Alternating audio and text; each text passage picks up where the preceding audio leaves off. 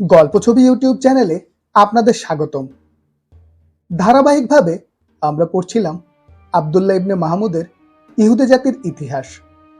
আজকের পর্ব দাসবন্দি বনি ইসরাইল এবং হযরত মুসা আলাইহিস সালামের জন্ম। অডিও বুকটি ভালো লাগলে সাবস্ক্রাইব করবেন এবং বন্ধুদের সাথে শেয়ার করবেন।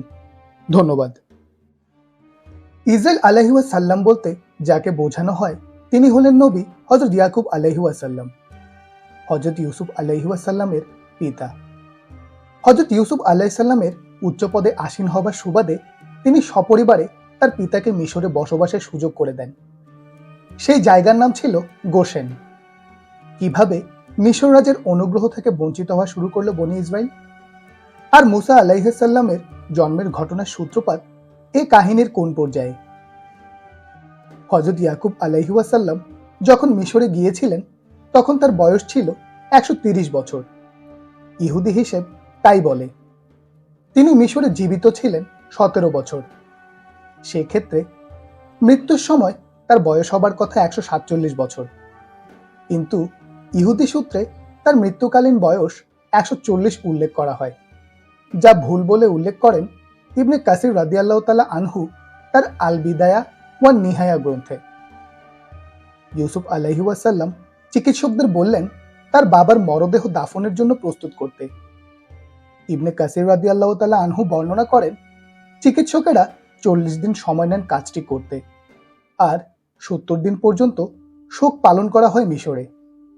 শোকের দিনগুলো শেষ হবার পর ইউসুফ আলাইহিস সালাম মিশর রাজের কাছে মিনতি করেন, আমার বাবাকে আমি কথা দিয়েছিলাম যখন তিনি মারা যাবেন তখন তার মরদেহ যেন কানান দেশে তারই খনন করা কবরে দাফন করা হয়, তাই আমাকে সেখানে যেতে দিন, এরপর আমি ফিরে আসব। রাজা বললেন, যাও, তোমার বাবাকে দাফন করে আসো, তোমার দেয়া কথা রাখো। ইউসুফ আলাইহিস সালামের সাথে রাজার গুরুত্বপূর্ণ সভাসদরাও কানান দেশে গেলেন, আর সাথে ইউসুফ আলাইহিস সালামের ভাইয়েরা তো ছিলই সপরিবারে। জর্ডান নদীর কাছে আতাদ নামের এক জায়গায় তারা থামলেন। সেখানে শস্য প্রক্রিয়াজাতকরণ করা হতো। অতিরিক্ত 7 দিন শোক পালন করার পর ইসরাইল আলাইহিস সালামকে দাফন করা হলো। যেখানে দাফন করা হলো সেটি ছিল হেব্রনের একটি গুহা। ইফরন ইবনে শাখার নামের এক হিট্টিট লোকের কাছ থেকে নবী হযরত ইব্রাহিম আলাইহিস সালাম নিজে সেটা কিনেছিলেন নিজ স্ত্রীর দাফনের জন্য। মিশরে ফিরে আসবার পর ইউসুফ আলাইহিস সালামের ভাইয়েরা ভাবছিল বাবা নেই দেখে এখন বুঝি তাদের শাস্তি দেবেন তিনি, কিন্তু ইউসুফ আলাইহিস সালাম তাদের অভয় দেন। তাদের ভরণ পোষণের কোনো সমস্যা যে হবে না সেই বিষয়েও তিনি আশ্বাস দিলেন। ইউসুফ আলাইহিস সালাম বেঁচে ছিলেন 110 বছর। নিজের নাতিদেরও দেখে যান তিনি। মারা যাবার আগে তিনি ভাইদের ডেকে বলেন, আমি মারা যাচ্ছি, কিন্তু আল্লাহ অবশ্যই তোমাদের সাহায্য করবেন। তিনি এদেশ থেকে তোমাদের বের করে নিয়ে যাবেন সেই ভূমিতে যার প্রতিশ্রুতি তিনি দিয়েছিলেন ইব্রাহিম, ইসহাক ও ইয়াকুব আলাইহিস সালামকে। কথা দাও, এখান থেকে চলে যাবার সময় আমার লাশ নিয়ে যাবে এবং আমার বাপদাদার কবরের পাশে দাফন করবে। ফলে মৃত্যুর পর হযরত ইউসুফ আলাইহিস সালামের লাশ সুগন্ধি দিয়ে আবৃত করে একটি সিন্দুক বা কফিনে রাখা হয়। বহুদিন পর যখন মুসা আলাইহিস সালাম বনি ইসরাইলকে মিশর থেকে বের করে নিয়ে যান তখন সাথে করে নিয়ে গিয়েছিলেন ইউসুফ আলাইহিস সালামের লাশবাহী সেই সিন্দুক। সে কাহিনী আসবে আরো পরে যথাস্থানে। কেউ কেউ মনে করেন ইউসুফ আলাইহিস সালামের হাত ধরেই একেশ্বরবাদ আসে মিশরে, তবে সেটি বড় মাত্রায় ছড়ায়নি। ইসরায়েলিরা সর্বশক্তিমান ঈশ্বরকে আদোনাই বা এলোহিম বলে ডাকত সবসময়ই, অর্থাৎ কানান থেকেই। মিশরে তার উপাসনা ইউসুফ আলাইহিস সালাম প্রচলন করেন। এমনটা হওয়া অসম্ভব নয় যে আতেনিজম ধর্মবিশ্বাসের দেখা খ্রিস্টপূর্ব 14 শতকের মিশরে মেলে, সেটি ইউসুফ আলাইহিস সালামের সূচিত বা অনুপ্রাণিত।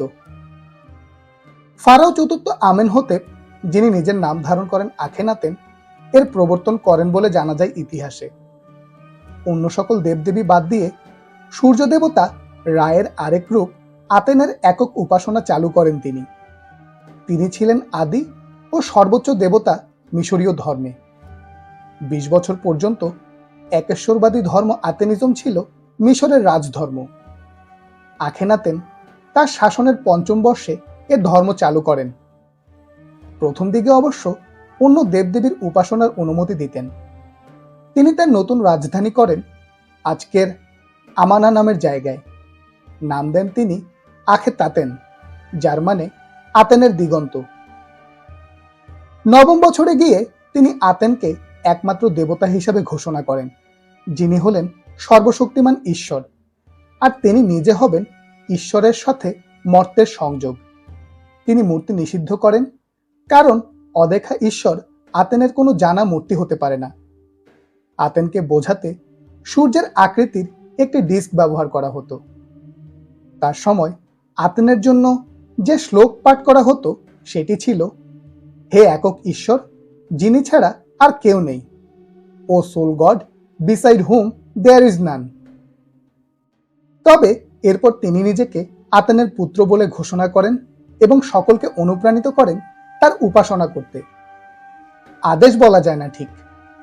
আতেনের উপাসনা করার অধিকার ছিল কেবল দুজনের, একজন ফারাও আখেনাতেন নিজে, আর অপরজন ইতিহাস বিখ্যাত নারী আখেনাতেনের স্ত্রী রানী নেফারতিতি।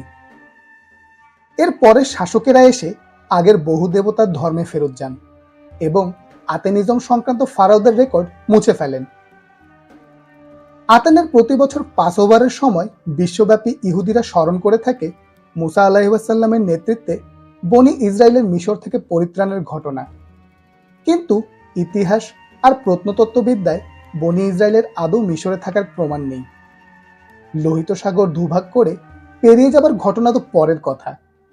তাই বনি ইসরায়েলের মিশর পর্যায়ের ইতিহাস বর্ণনা করতে গিয়ে আমরা কেবল ইসলামী আর ইহুদি সূত্র থেকেই উদ্ধৃতি দিতে হবে।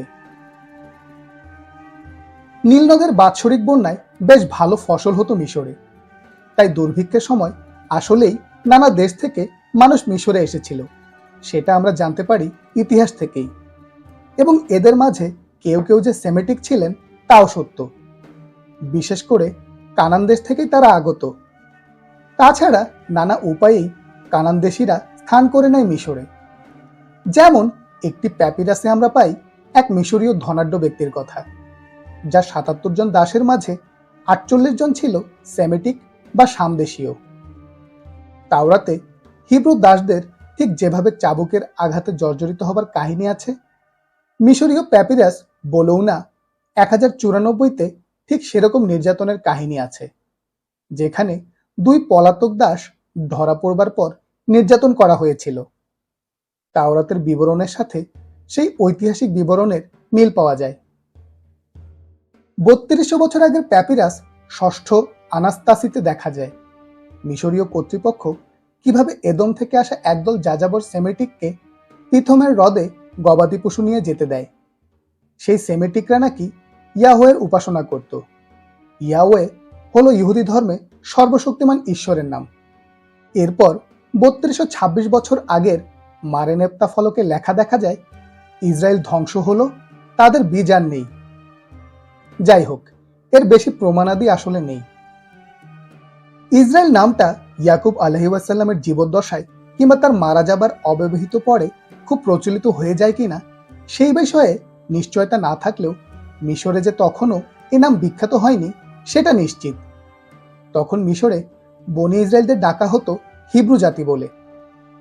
আসলে সেমেটিক ভাষায় কথা বলা মিশরে আসা যে কাউকেই হিব্রু ডাকা হতো। হিব্রু বা ইব্রি এর আক্ষরিক অর্থ পার হয়ে আসা। তাওরাতে ইব্রাহিম আলাইহিসসালামকে প্রথম হিব্রু বলে ডাকা হয়, কারণ তিনি ফোরাত নদী পার হয়ে এসেছিলেন। তারপর কোনোভাবে ইসরায়েলিরা এ নামে পরিচিত হয়ে যায়। তবে হিব্রু ডাকার কারণ হিসাবে আরো অনেক মতবাদ প্রচলিত আছে।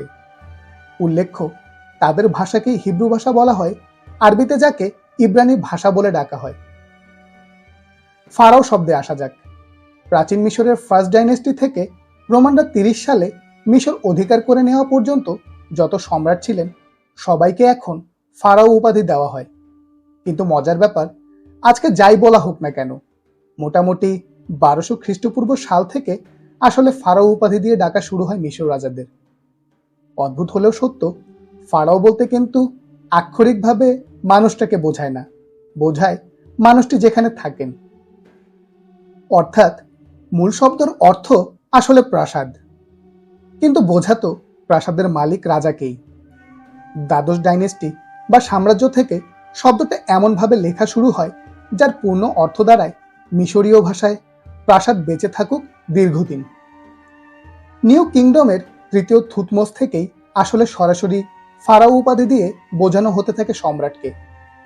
আপনি জানেন কি প্রথম ফারাও বলে সম্বোধনের রেকর্ড পাওয়া যায় কোন শাসকের ক্ষেত্রে? তিনি হলেন একটু আগে বলা একেশ্বরবাদী ফারাও আখেনাতেন। উল্লেখ্য, মিশরীয় রাজ উপাধি ফারাওকে আরবি ভাষায় ফিরাউন বলা হয়, হিব্রুতে সেটি ফারো। তো ফিরে যায় ধর্মীয় ইতিহাসেই। ইয়াকুব আলাইসাল্লামের সন্তানাদি আর নাতি নাতনি মিলিয়ে মোট 70 জন আশ্রয় নেন মিশরে। ইউসুফ আলাইহি ওয়াসাল্লাম যখন মারা যান, তারপর পেরিয়ে যেতে থাকে যুগের পর যুগ। ইসরায়েলিরা সংখ্যায় বাড়তে থাকে বহুগুণে। পরে যে ফারাও এলেন, তার কাছে বহুদিন আগের ইউসুফ আলাইহি ওয়াসাল্লামের গুরুত্ব ছিল না, বরং তিনি এই ইসরায়েলিদেরকে মিশরীয়দের জন্য হুমকি হিসাবে দেখতে লাগলেন।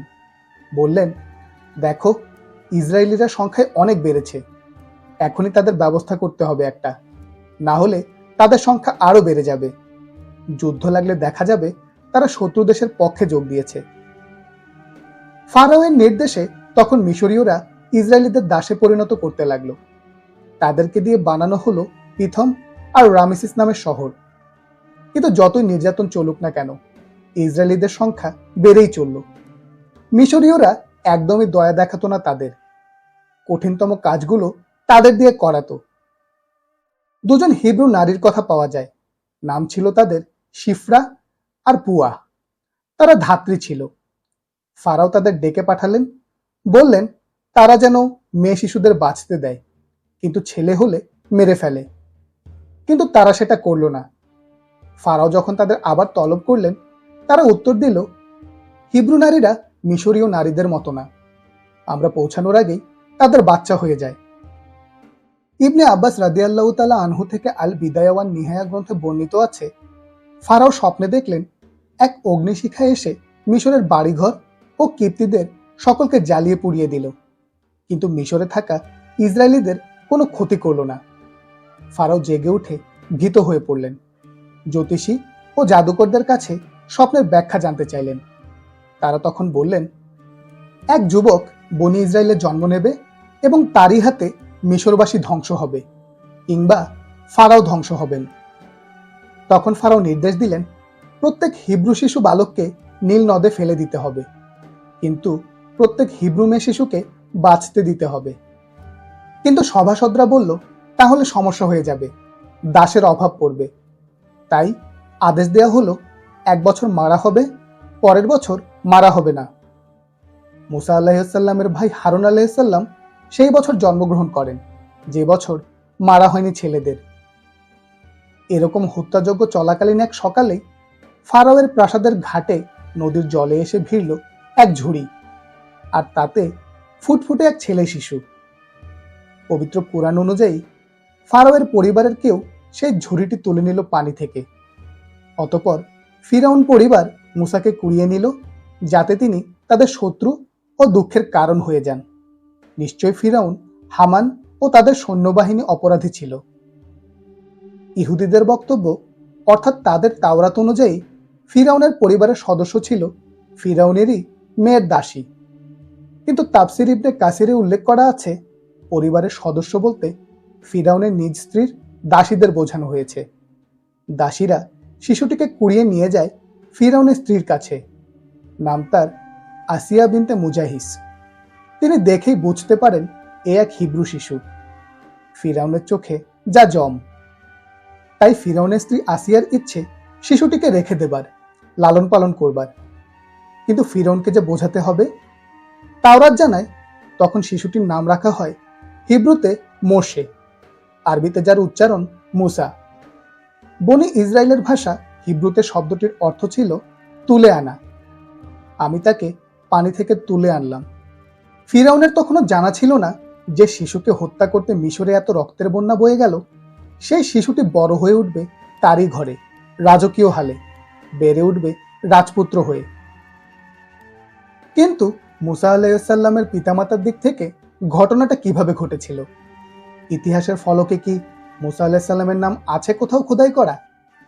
মুসা আলাইহিসসালামের সময়ের ফারাও কে ছিলেন বলে ধারণা করা হয়? কিভাবে একজন মিশরীয় যুবরাজ থেকে হিব্রুতে ত্রাণকর্তা বনে গেলেন মুসা আলাইহিসসালাম?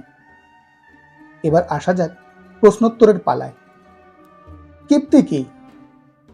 কিপ্তি শব্দটি আরবি কিংবা আকবাত। ইংরেজিতে তাদেরকে কপ্ট বা কপ্টিক বলে। কপ্টিক ভাষার শব্দ কুপ্তি থেকে কিপ্তি এসেছে। এর মানে মিশরীয়। প্রাসঙ্গিক গ্রিক শব্দ আইয়ের অর্থ মিশরীয়।